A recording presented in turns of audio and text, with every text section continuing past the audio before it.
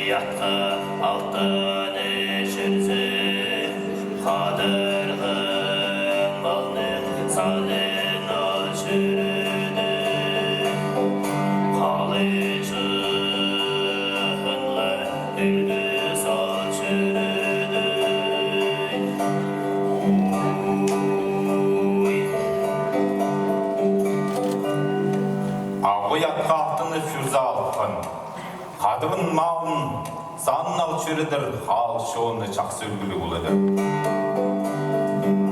Kadının mağını hayındır buludur, hal şoğunu çaksı ülgülü buludur. At çok kızge at biredir, kip çok kızge kip kiysi çürüdür.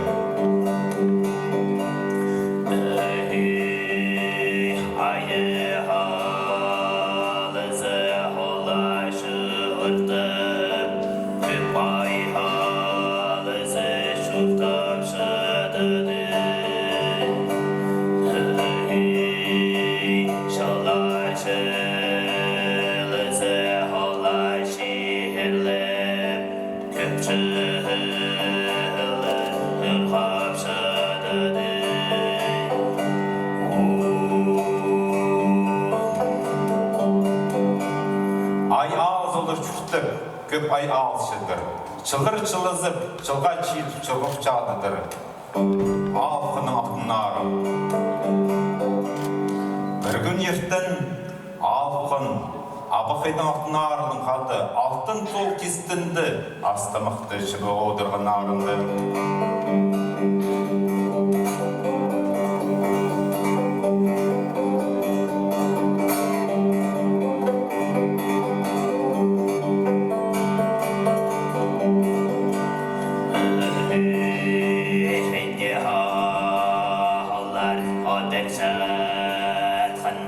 Hãy subscribe cho kênh Ghiền Mì Gõ để không bỏ lỡ những video hấp dẫn.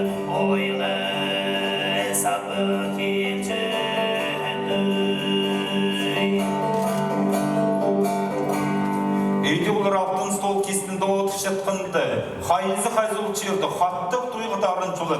Oylu sağlık keledir, hattık naqtı qal, kızı qarıttığın. Sardın köygün gülüp, sağlık odur.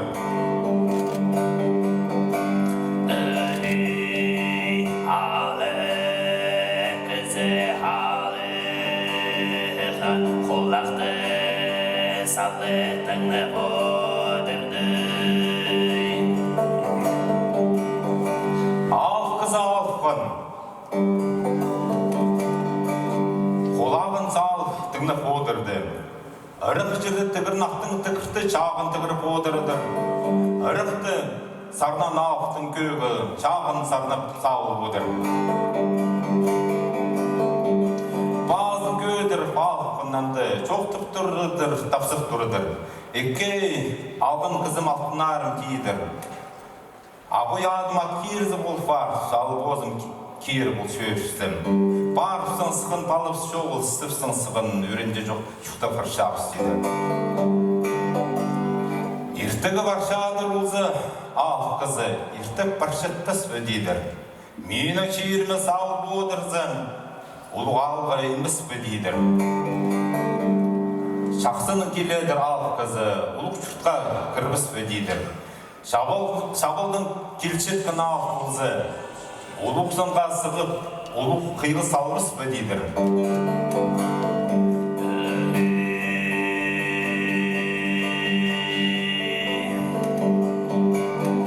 Алдықнымық, Хагаз шонының базылбин түткін шаяшызының иң ұлық, иң бай көрімі. Бұрынғы тұстырдың сығары ол шоның жұқтызынды ұлық арласының тұзылынжын.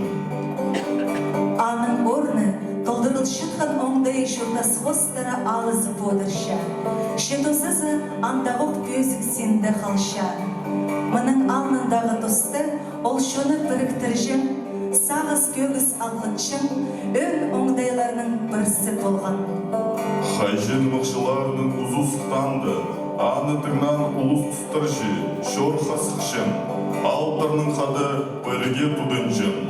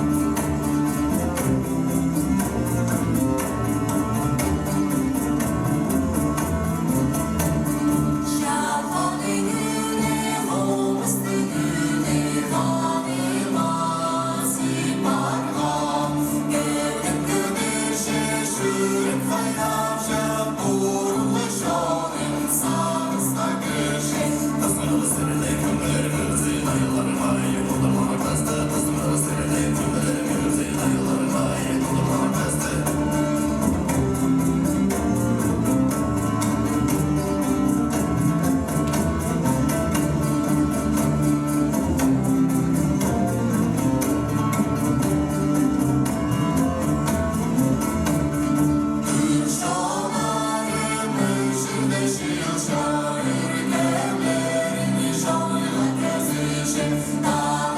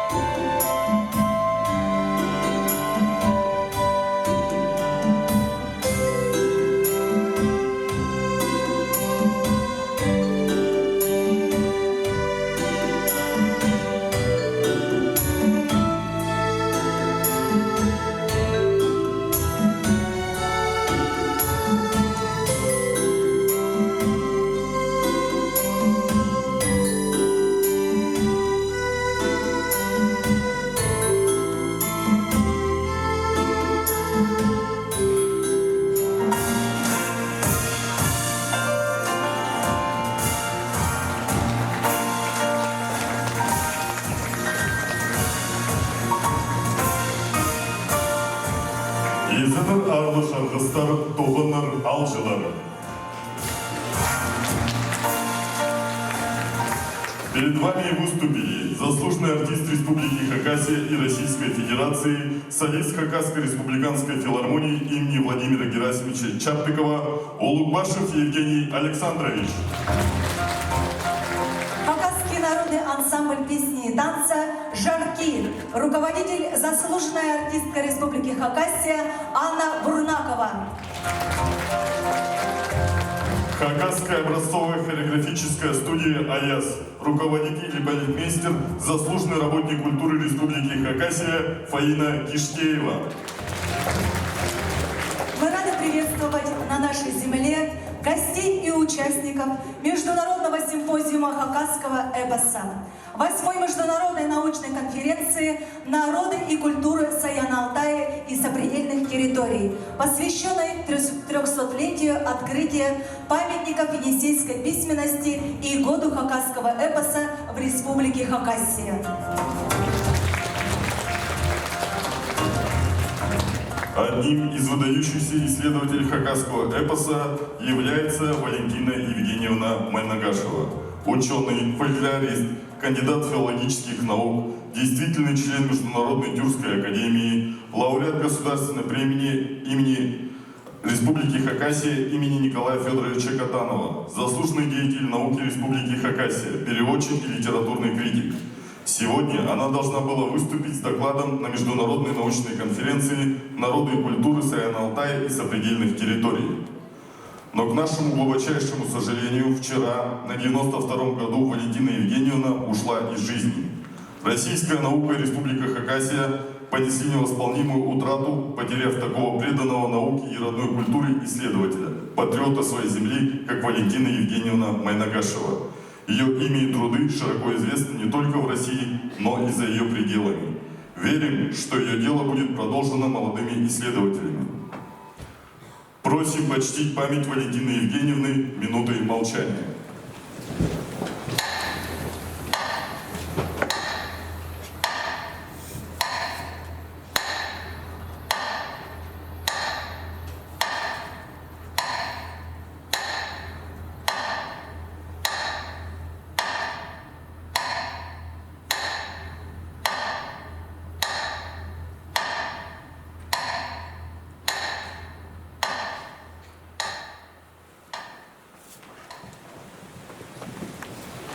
Сказание. Самый крупный и богатый жанр хакасского фольклора. Это поэтическое произведение о богатырях, народных героях. С древних времен героический эпос глубоко почитался народом. В прежние времена Алып Тагнымах был одной из объединяющих и одухотворяющих сил народа. Благодаря искусству сказителей хаджи слушатели совершали путешествия во времени. Они активно сопереживали своим любимым алпам-богатырям с могучей физической силой, ясным умом и обладающим даром магии. Для торжественного открытия Международного симпозиума хакасского эпоса 8-й международной научной конференции «Народы и культура Саяна-Алтая и сопредельных территорий», посвященной 300-летию открытия памятников енисейской письменности и году хакасского эпоса в Республике Хакасия, на сцену приглашается глава Республики Хакасия, председатель правительства Республики Хакасия Валентин Олегович Коновалов.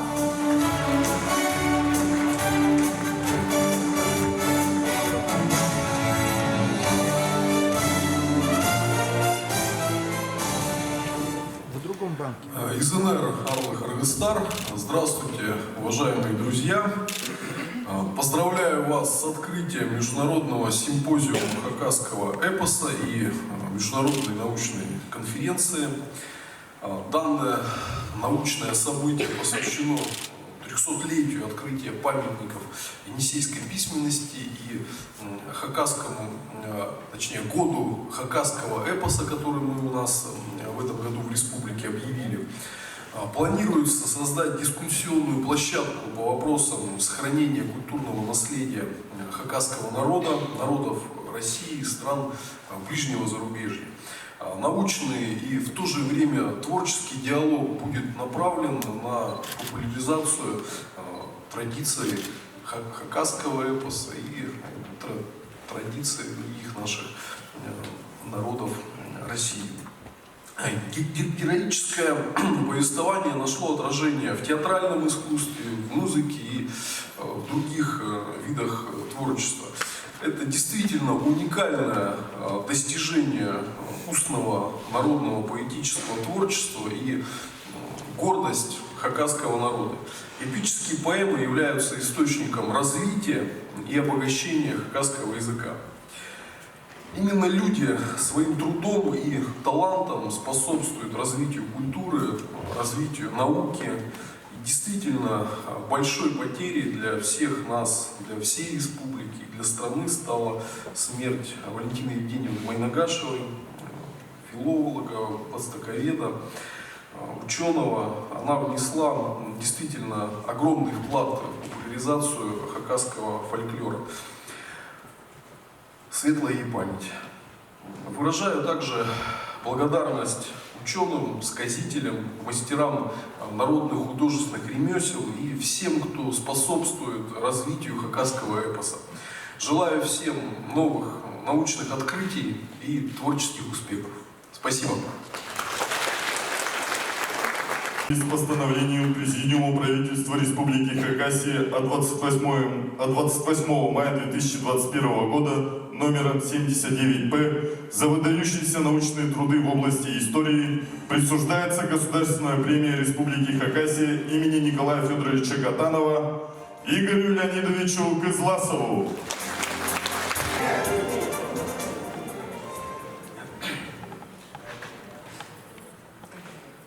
Народ объединяет его история, прежде всего и более всего.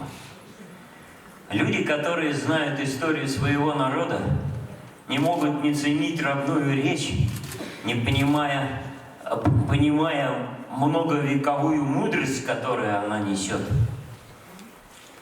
Понимают своеобразие и ценность постижения мира, национальной культуры и тем, что накопили изначально предки. И совершенно понятно, что ни один больший язык мира, ни одна больше в мире национальная культура не способна повторить, а иногда даже отобразить то, что несет родной язык и национальная культура каждого народа. Я принадлежу к школе отечественной науки, которая стремилась и стремится ныне постигать историю во всей ее целостности. Имею в виду здесь, конечно, сейчас прежде всего история Северно-Алтайского Нагорья и всей Южной Сибири. Эти черты наиболее полно, с глубиною мышления и плодотворно в наших условиях отразили деятельность Сергея Владимировича Киселева и Леонида Романовича Кызласова. В стране много крупнейших археологов, но только эта пара, учитель и ученик, были удостоены оба государственных премий Союза СССР. А Леонид Романович, вы знаете, первым получил премию имени Николая Федоровича Катанова. Эти люди стали археологами и были археологами потому, что они были историками. Я высоко ценю ту оценку моей работы, которая в Хакасии была дана. Присуждение премии, высочайшей государственной премии республики, направленной на отражение деятельности нашей науки и многих областей искусства. И такая награда, она воодушевляет и побуждает к новой работе, к единству тому, чем можно воздать за государственное внимание, которое в такой торжественной форме обращается. Сердечно благодарю.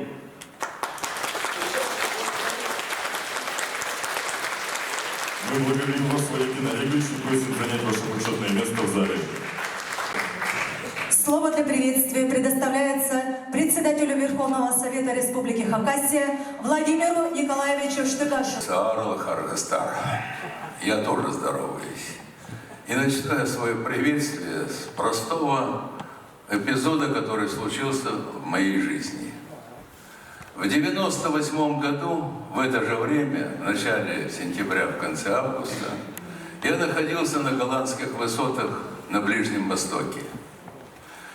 Очередной конфликт возник между арабами, палестинцами и евреями государства Израиль. И он не один, много раз они совершаются конфликты, военные, вооруженные. И вот я был в миссии мира в составе группы сенаторов от Хакасии, как бы сейчас говорили, членов Совета Федерации.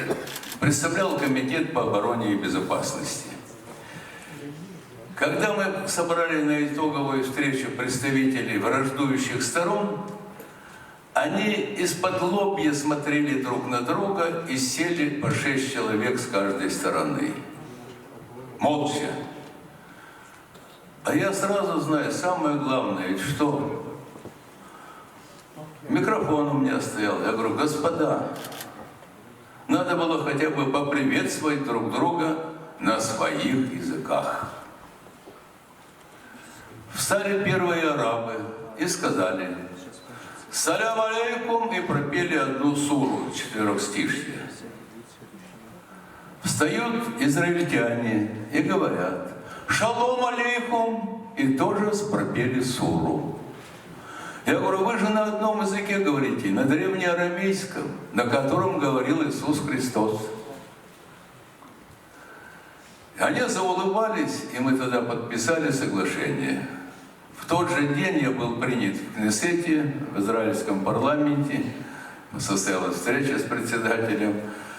То есть, ведь я просто с чего начал? Вот чтобы понимать глубину этих языков, а они когда были? 2000 лет назад.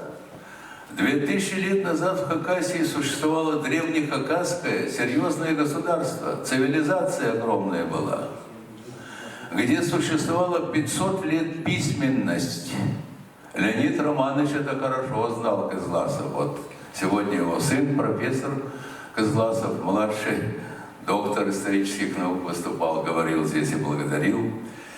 Вот я хочу сказать, что письменность, да, существовала, но неизвестная была территория. Прорыв произошел в 1707 году. В 1703 году из Хакасии увели или угнали около 20 или более 20 тысяч мужчин хакасов. По сути дела, обезглавили народ. Мужиком не стало. Их угнали в Джунгарию. Хан Тайша в это время воевал с Алтынханом монгольским, и нужно было ему, как говорят, пехота. 20 тысяч для малочисленного народа — это катастрофа демографическая произошла. И в 1707 году 30 хакасских князцов, это уничижительно, как их пишут вот во всех документах, князей, чего князей, так и называли князей, в районе Краснотуранска, у Хазыл-Туры, Красный дом из красного камня был природного, приняли, это ритуальное место хакасов, кстати, было, приняли присягу русскому государству, белому царю, принесли присягу. И после этого, по поручению Петра I, начала готовиться научная экспедиция для изучения вновь приобретенных Российской империей земель. И первый сюда приехал Карл Готлиб Мессершмитт. Вот мы сегодня отмечаем 300-летие енисейской письменности, которая была обнаружена здесь. И Карл Готлиб, когда приехал сюда, пришел, он несколько лет, тут 2-3 года ходил, в Ойбате становился, в устье вот Абакана. И здесь он обнаружил свыше 30 тысяч каменных памятников. Это был колоссальный прорыв. Но ведь царь направлял не только для того, чтобы изучить край могучий, но и направлял рудознатцев, есть ли золото, есть ли полезные ископаемые хорошие и так далее. И хакасы пришли в российское государство, как говорили в те времена, не с пустыми руками. Они пришли и в благодарность принесли 1 000 000 квадратных километров, на которой сегодня находится Томская, Новосибирская, Кемеровская область, наш родной великий могучий Красноярский край и Хакасия, в том числе нынешних границах. И вот здесь, за это начало время, мы когда стали изучать серьезную историю. Дальше Кастрин, это финский ученый, Финляндия входила в состав Российской империи, и другие ученые до 19-го и начала 20-го, и даже середины 20 века, по сути дела, изучили. Вот сказали, археологом может быть только хороший историк. Правильно, Игорь Леонидович, правильно вы сказали, хороший историк должен быть. Не просто копатель чего-то там, а именно историк. Так вот, как раз изучая все эти дела, мы определили, что в Хакасии была письменность 500 лет. И, к сожалению, трагическая судьба народа, она не увенчалась успехом, начиная последующие истории. И самый серьезный ущерб нанесла нам, конечно, Великая Отечественная война.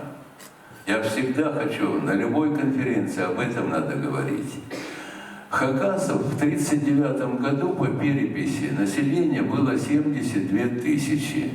Здесь проживало на территории 72 тысячи. Сегодня тоже примерно столько же. И 120 лет назад столько же было. И 125 столько же было. А за это время, допустим, узбекский народ с 1 миллиона вырос до 18 миллионов. 18 раз. Тувинцы в 5 раз. Алтайцы в 2 раза выросли, а в Хакасии не выросли. Проблема заключалась в том, что для малочисленного народа и война закончилась не просто героическими делами, но и трагедией для народа. У нас исчезли почти 40% хакасских фамилий после войны. Из условно, сказать бы, 15 тысяч мужского населения хакасов, 7,5 тысяч остались на полях сражений. Остальные были ранены и умерли после войны. По сути, демографическая катастрофа вновь наступила. Но несмотря на это, в условиях нашего единого, общенародного, я бы сказал, государства российского, все-таки народы возрождаются, и малочисленные, и другие. И вот, говоря об героическом эпосе, я сегодня, честно говоря, сегодня всю ночь не спал, переживал уход Валентины Евгеньевны. Она была для меня и учителем, другом, был другом для ее муж Михаил Баргаяков. Я с ними дружил, но в общей сложности, наверное, лет 60. Это много. И я знал, что будет конференция, и знал, о чем будет говорить Валентина Евгеньевна. Она опять бы призывала к изучению. И вот археологи свои открытия открыли, сделали. Яков Иванович Санчугашев, у нас археолог местный был, доктор исторических наук, профессор. Он изучал древнюю металлургию хакасского. И в нашем героическом эпосе есть такие строки, примеры приводятся, что было хорошее оружие, крепкие, прочные, острые мечи. Были стрелы особые стрелы изготавливались. Во всем от Тихого океана до Балтики здесь стрелы в то время, которые достигали врага на расстоянии 100 метров или 100 саженей, 100 шагов в легендах по-разному там звучало. И вот мы тогда открыли, что древняя металлургия, выплавка железа здесь была, в Хакасии, совсем недавно, 100 километров от Абакана. И вот здесь эти открытия сделали, что была высочайшая цивилизация, но падение, и тем не менее, вот мы сегодня даже обязаны просто возрождать ту историю. И самое главное, большие открытия нас ждут в изучении героического эпоса. Камни истлеют, железо заржавеет и исчезнет. А в то, что осталось в языке, то, что в памяти, в героическом эпосе, мы можем заглянуть вглубь 2-3 тысячелетия в глубину, а может и более. Поэтому мне кажется, что наши ученые сегодня на правильном пути. Я бы хотел действительно изучать надо эту письменность, почему она появилась, почему она исчезла. И самое главное, и призвать наших хакасских ученых, не только хакасских, и других, которые изучают наш героический эпос, которые изучают енисейскую письменность. Ее называли архоно-енисейская письменность по-разному. Сейчас почему-то вот сокращенная енисейская. Это, к Енисею главное от центра Азии течет река до Ледовитого океана. Огромная река. И здесь, конечно, проживало очень много народов. От Монголии до Ледовитого океана. Поэтому, может, енисейское правильное название письменность. Вот надо ее расшифровывать до конца. Она до конца не расшифрована. И вот здесь надо дерзание ученых, современных ученых. Я бы хотел призвать просто к глубочайшему изучению. Это величие наследия. Там мы открытия сделаем все исторические, которые у нас сегодня утрачены.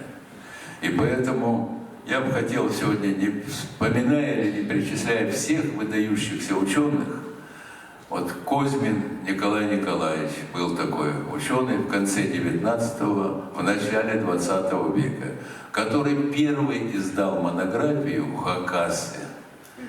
Хакасами не называли хакасов, они называли по этническим группам. Инородцы, общее название, татары, все, что за Уралом было, называли.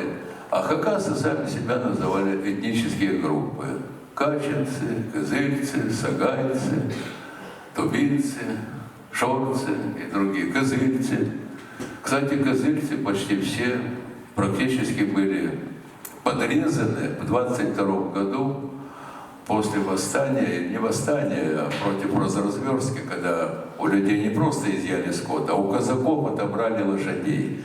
А если казак без лошади, лучше лишите жизни. И после этого, что такое для малого народа или этнической группы уничтожить 700-800 человек? Практически уничтожить народ. Поэтому вот эти надо исторические все события нам действительно изучать. Но самое главное, вот я просто призвал изучать наш героический эпос. И там все отражено в нем. И как металлургией занимались, и как выплавкой железа занимались здесь. Но когда это было? 1500 лет назад, 2000 лет назад. То есть это действительно там заложено, там все открытия вас ждут большие. А я бы хотел всем ученым, всем участникам конференции пожелать успехов. И самое главное, что я жду от вас новых открытий, которые позволят и обогатить нашу культуру, наш язык, и самое главное, обогатить нашу величайшую человеческую культуру на Земле. Каждый народ уникален, неповторим, его нельзя повторить, но есть народы, которые создают условия для открытий другим народам, а есть, которые, по сути, их запрещают. Так вот, мы как раз оказались в той стране, в которой, наоборот, способствует развитию всех сторон нашей жизни, всей культуры, всей истории, которая была раньше. Я хотел бы поздравить вас с началом конференции и пожелать вам еще раз больших успехов. Спасибо огромное. Благодарим вас, Владимир Николаевич. Слово председателю Республиканского совета старейшин хакасского народа Петру Ивановичу Воронину.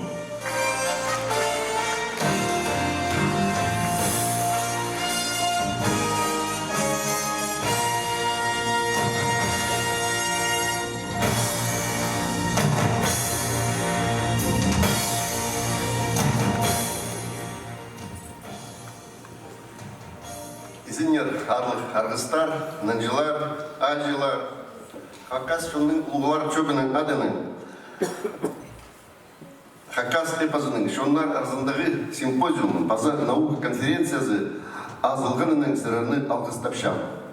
Добрый день, уважаемые участники Международного симпозиума хакасского языка, хакасского эпоса, Международной научно-практической конференции «Народы и культуры Сайна-Алтая и сопредельных территорий». Разрешите мне от имени Республиканского совета старейшин хакасского народа и от себя лично поздравить вас с открытием важнейшего государственного мероприятия международного уровня.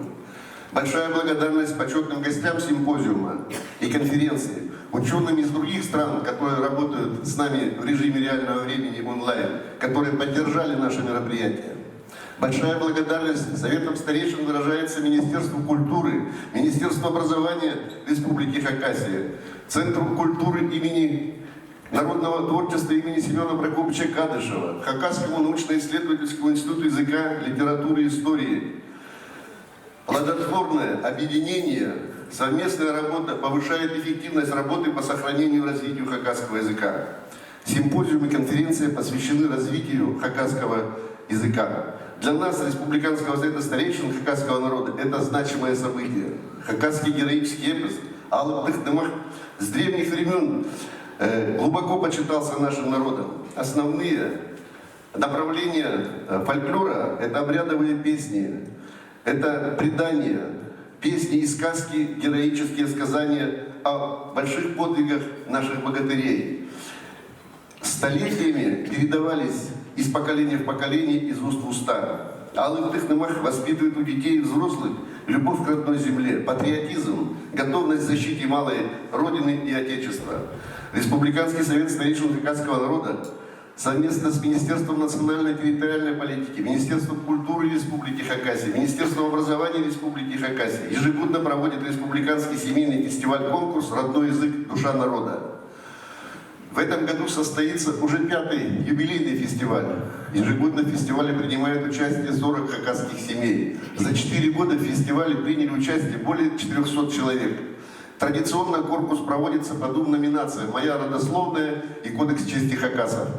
В этом году мы добавили новую номинацию «Хакасский героический эпос», где ребятишки, папы и мамы представят свою творческую работу, рисунок по мотивам произведений хакасского героического эпоса. Лучшие рисунки будут представлены в виде онлайн-выставки. По итогам фестиваля стал формироваться электронный сборник «Родословная хакасской семьи глазами современников», а также сборник видеоматериалов «Кодекс чести хакасов». Также увеличилась численность детей хакасской национальности, которые обучаются родному языку в детских садах и школах. В этом году конференция посвящена 300-летию открытия памятника Елисейской письменности. В 1721 году Даниил Готлиб Мессершмитт открыл каменные стелы с образцами енисейской письменности, памятниками VII века, древнейшим надписям на тюркском языке. Открытие имело важное значение для Хакасии, Евразии и в целом мира. По словам выдающегося ученого-археолога Леонида Романовича Кызласова, родилась новая наука, стремящаяся постичь слова и мысли, преданные далеким предкам и их потомками. Ученые до сих пор открывают и расшифровывают надписи, сделанные предками современных хакасов. В Хакасии накоплен огромный археологический опыт. Мы выражаем благодарность главе Республики Хакасия Валентину Валерьевичу Коновалову за то, что 22 год объявлен годом археологии. По сути, сегодня дается старт мероприятиям, которые состоятся в 2022 году. Для населения республики значимо и важно, что хакасский язык относится к древним языкам. Согласно исследованиям ученых Хакасского научно-исследовательского института, древнехакасская енисейская руническая письменность возникла в VII веке. Ее изучали, использовали обитатели Хакаско-Минусинской котловины свыше 500 лет. Пользуясь случаем, хочу выразить слова благодарности и поздравления коллективу Хакасского книжного издательства имени Владислава Михайловича Торосова. Его роль неоценима в издании литературы на хакасском языке. В этом году нашему издательству исполняется 90 лет. Также искренне поздравляю Игоря Ильича Кызласова с присуждением государственной премии Республики Хакасия имени Николая Федоровича Катанова. Очень символично, что первым лауреатом государственной премии был отец Леонид Романович Кызласов. Наследие Хакасии является наследником древней самобытной культуры и языка, историко-культурного наследия. Это мощный стимул для изучения хакасского языка, насущная потребность коренного населения республики. Уважаемые участники симпозиума и конференции, результаты научных исследований в области родных языков и культур для нас, общественности, очень важны. И мы желаем вам плодотворной работы, новых открытий, успехов, счастья и здоровья. Мы благодарим вас, Петр Иванович, и просим занять ваше почетное место в зрительном зале. Доценту Национального музея Республики Тыва, доктору филологических наук Бичильдей Кадырол Алексеевич. Изенер Хакасчери, Изенер Арлыгар Гастартатарлар. Я сердечно приветствую от имени тувинского народа ваш симпозиум, ваш форум, ваше торжество, которое вылилось сегодня в виде конференции и симпозиума, посвященного эпосу хакасского народа, исследованию древнетюркской руники. Но самое главное, здесь собрались люди, которые душой болеют за судьбу и жизнь хакасского народа, как сегодня, так и на будущее. Дорогие друзья, в символическом отношении хотел бы преподнести чашу познания, чашу терпения и чашу самоуважения от имени тувинского народа хакасскому народу. И хотел бы пожелать хакасскому народу тысячелетнего процветания. И самое главное, хакасскому народу хотелось бы пожелать: сохраните свою чистую и прекрасную душу, и вы тогда будете вечны. Положу здесь с удовольствием этот шаг.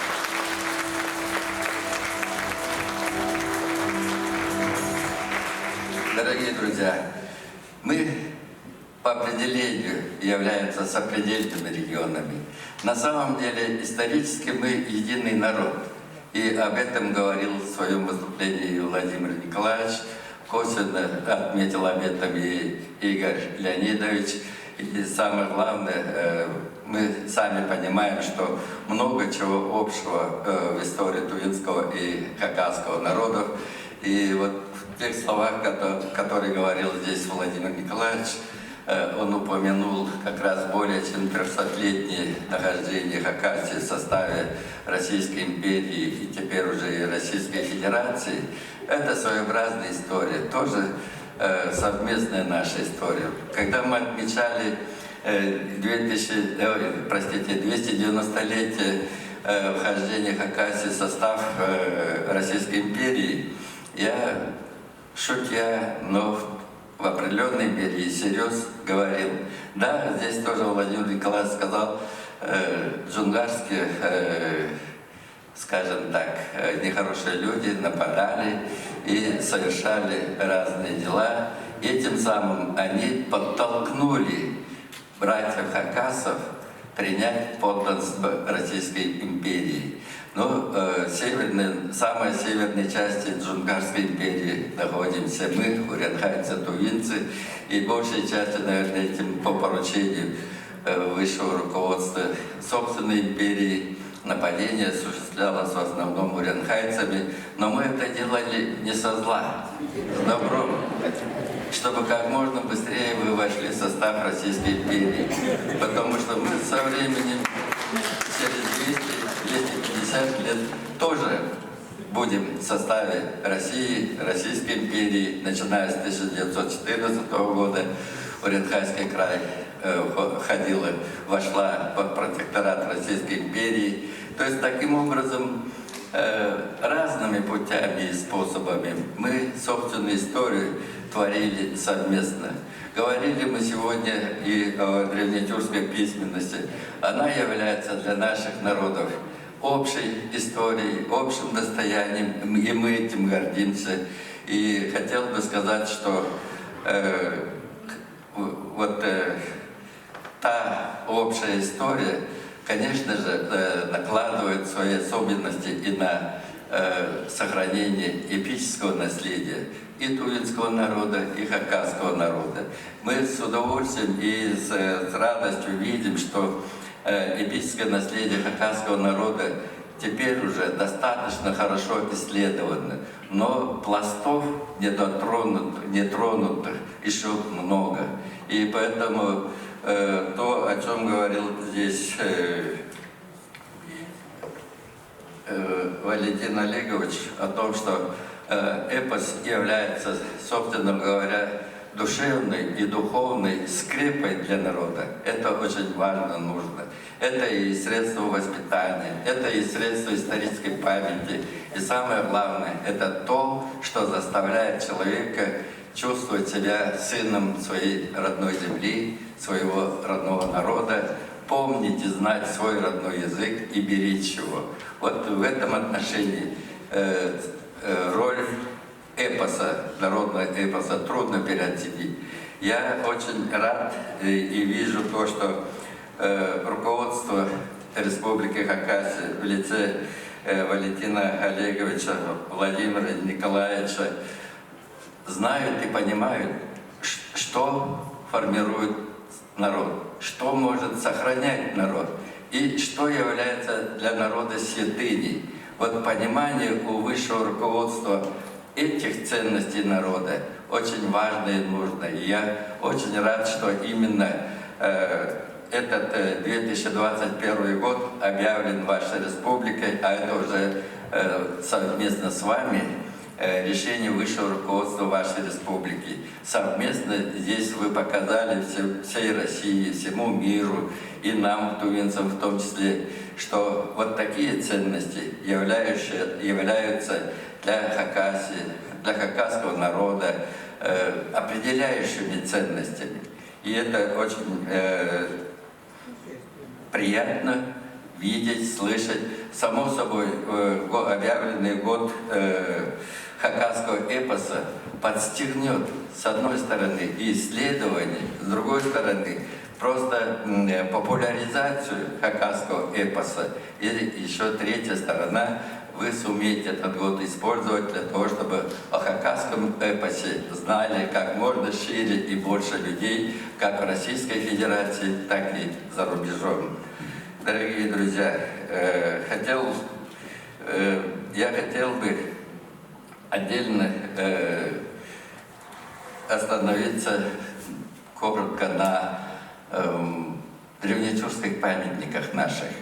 Я сейчас сижу рядом, имею честь сидеть рядом с Николаем Николаевичем, одним из ведущих исследователей древнетюркской руники и древнетюркских письменностей среди современных ученых России. И хотелось бы сказать, что, с одной стороны, не случайно получилось так, что мессершмитт 300 лет тому назад нашел древнетюркские надписи в Минусинской котловине, но самое главное, он сумел это довести до научного сообщества и Российской империи, и Западной Европы. И это благодаря этому была наша письменность расшифрована, и теперь она стала общим достоянием мировой науки, мировой цивилизации. И хотел бы сказать, что наибольшее число памятников на каменных стеллах древнетюркской письменности, осмелюсь заявить, хранится в Туве. Поэтому мы в Туве создали под каменные памятники стелы с древнетюркскими надписями, а также стелы с человеческими фигурами древнетюркского периода. Мы создали специальный стелларий площадью 440 квадратных метров, круглый по форме, как наша юрта, и ваша, и наша юрта. И этим самым мы постарались дать дань уважения этой письменности. Таким образом, мы хотим сказать, что и тувинцы, и хакасы имеют историческое прошлое, письменную историю. Не так, как нас объявляли очень долго, как бесписьменные малочисленные народы, а мы были частью большого сообщества цивилизационного мира, тюркского мира, и мы сегодня являемся хранителями этого достояния. Таким образом, что тувинский народ, что хакасский народ просто неверно будет относить к числу бесписьменных и бесписьменных народов. Наша история письменности имеет не менее чем 1300 лет по истории.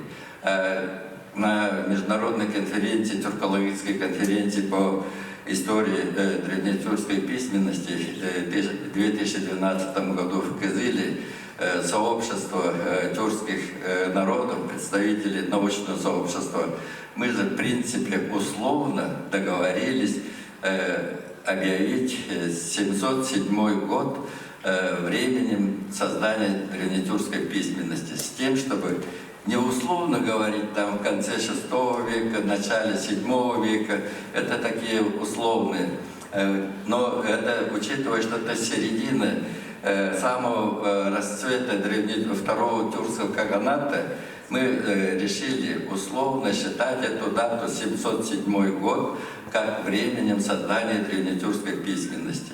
И оно не бесспорно, мы это понимаем, но нам нужна опорная дата, от чего нам отсчитывать эту величайшую ценность, общую нашу ценность. Я думаю, что об этом отдельно поговорим и в специальных конференциях. Но самое главное, я хотел бы подчеркнуть, что хакасский народ относится к числу древнейших цивилизационных центров, который имел собственную письменность. И благодаря этому развитие здесь эпических произведений, эпического мышления и поведения крепко сидит до настоящего времени. Поэтому правильно здесь было отмечено также и Валентином Олеговичем, что эпическое сознание и фольклорное мышление – это скрепа и стержень сохранения нации, народа, для его самоощущения и для самосознания. И в этом отношении я уверен, что сегодняшняя конференция и симпозиум дадут толчок дальнейшему развитию исследований эпического наследия хакасского народа, и оно войдет новыми находками, новыми пластами современных исследований. Хотел бы вернуться еще раз сказать, что стелларий мы создавали, в общем-то, видите, мы его назвали, общее название Алтын-Дошка, стелларий, и туда собрали, в общем-то, и поставили на специальных подиумах памятники древнетюркской письменности в одном месте. Таким образом, мы создали каменную библиотеку древнетюркской письменности. Такой библиотеки нет нигде в мире, только у нас, на нашей территории, и мы этим гордимся. И это нам нужно для того, чтобы показать самим себе и всему миру, что мы являемся обладателями древней, богатой, ценной цивилизационной системы древних тюрков. Сегодня мы его хранители и носители. Я считаю, что такой подход имеет все основания. Считается, что по определению Дмитрия Дмитриевича Васильева из порядка 154 надписей, найденных во всем мире, 104 каменных и на других предметах надписи сохранились и хранятся в Туве. Мы этим гордимся, но мы понимаем, что это не наше личное тувинское достояние, это достояние наших народов Центральной Азии, но самое главное, народов, проживающих на территории Саяно-Алтайского Нагорья, современных алтайцев, нынешних хакасов и там за Саянами лежащих тувинцев. Дорогие друзья, позвольте еще раз поприветствовать всех вас, и хотел бы отдельно, пользуясь этой трибуной и увидев светлое лицо Владимира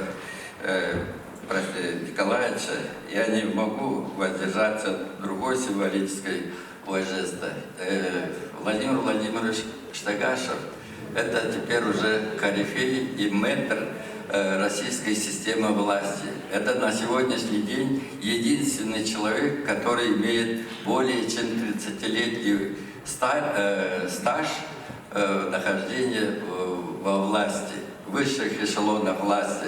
И я считаю, что так же, как хакасский эпос, хакасская история, теперь уже Владимир Николаевич Тагашев является бесценным достоянием хакасского народа.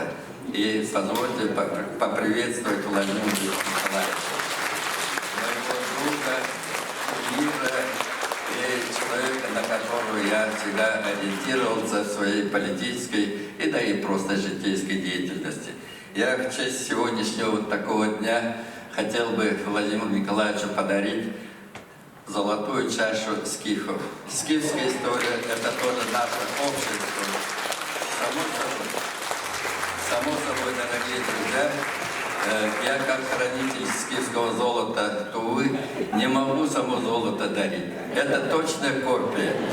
И для души Владимира Николаевича я вас прошу. Давай.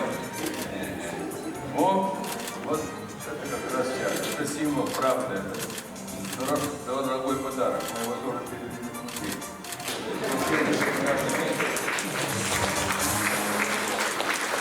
Здорово, Алексеевич, вечный друг, близкий наш Хакасий, всегда. И понимает, он по-настоящему наш брат. Итак, с тобой уже дружим 30 лет. да, спасибо. Итак, дорогие друзья, позвольте всех участников симпозиума и конференции сердечно еще раз приветствовать, пожелать и участникам конференции симпозиума и самой конференции симпозиуму успешного начала работы и, самое главное, успешного и результативного завершения работы этой конференции. Пусть эта конференция станет частью славной истории изучения и распространения хакасского эпоса.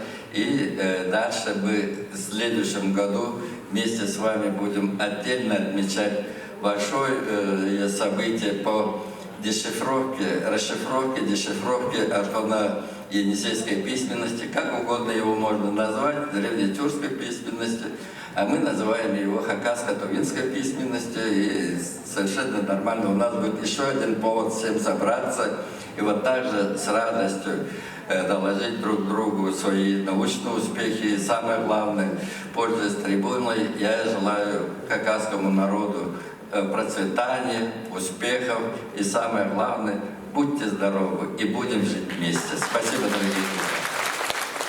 Благодарим вас, Кадыров Алексеевич. Некоторые участники международного симпозиума хакасского эпоса не смогли приехать в связи с эпидемиологической ситуацией в мире, но нам удалось связаться с ними дистанционно. Внимание на экран. Поприветствуем.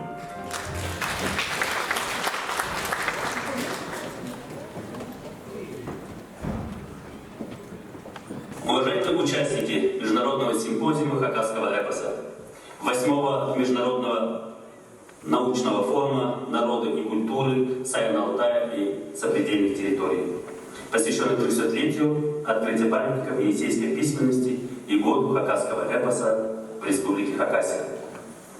Уважаемые участники, дорогие коллеги, я от всей души поздравляю вас с началом сегодняшнего форума и позвольте пожелать вам успехов в работе данного форума. Я как исследователь эпоса, как сказитель эпоса, хотел бы, чтобы на данном форуме были отмечены те вопросы и проблемы, которые сегодня являются актуальными. И в первую очередь мы хотели бы отметить роль сказителя, который является первоисточником эпоса, который является носителем и хранителем эпоса. Благодаря нашим предкам, нашим сказителям прошлых лет мы имеем те тексты, которые мы изучаем, исследуем, и благодаря которым мы познаем себя, познаем свои народы и культуры. Это очень важно. Я хотел бы, чтобы сказители были уважаемы в своем народе.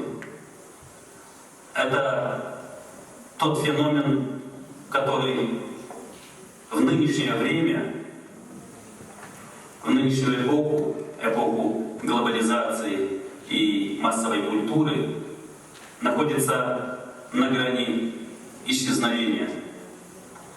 Сказители достойны более высокого уважения, более высокого внимания, и властимущим, те, которые стоят у руля государств, стран, они должны понимать, что культура, что духовное наследие — это есть душа народа, это есть дух народа. Не будь души и духа народа, не будет и народа. И самое основное, что эпос является источником национального языка, а сказители — это носители и хранители этого языка.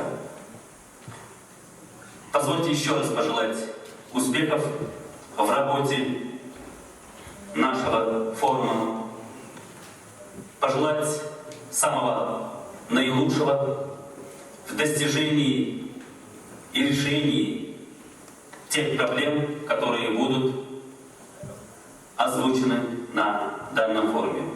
Желаю всего самого наилучшего, удачи и новых высот в решении задач, проблем героического эпоса и сказительского искусства.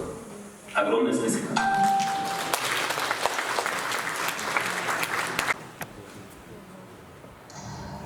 Давно не виделись. Я Кейта Мацмото из университета Кюшю, Канжира. Я хотел бы поздравить вас с проведением международного симпозиума хакасского эпоса и 8-й международной научной конференции «Народ и культура Среднеалтая и созерцательных территорий», посвященная 300 лет летию открытия памятников организационной письменности и год хакасского героического эпоса. Я очень рад быть частью этой конференции. Я хотел бы поблагодарить всех вас.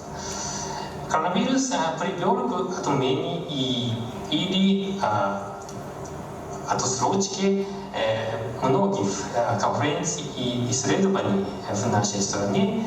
В частности, были прекрасны международные сотрудничества. В этом контексте я считаю, что очень важно проведение международной конференции как очной, так и онлайн. Я преисполнен уважения к вам. Так, памятник организационной письменности был обнаружен 300 лет назад. На самом деле, примерно в то же время в моей стране Японии первые раскопки древних курганов были проведены знаменитым самураем. Этот курган относится к V веку. Он, самурай, записал находки и тщательно прихоронил их на прежнем месте. Это отличается от науки европейского происхождения. Однако это свидетельствует о том, что в этот период во многих местах в Евразии начало формироваться новое отношение к более точному изучению древнего мира. Мы географически очень далеки друг от друга, но таким образом мы можем найти общую историю. как археолог я исследую именно эту общую человеческую историю. И Хакасия имеет важное значение в поиске связи через всю Евразию. Я желаю вам успеха этой содержательной конференции и желаю вам крепкого здоровья. Спасибо.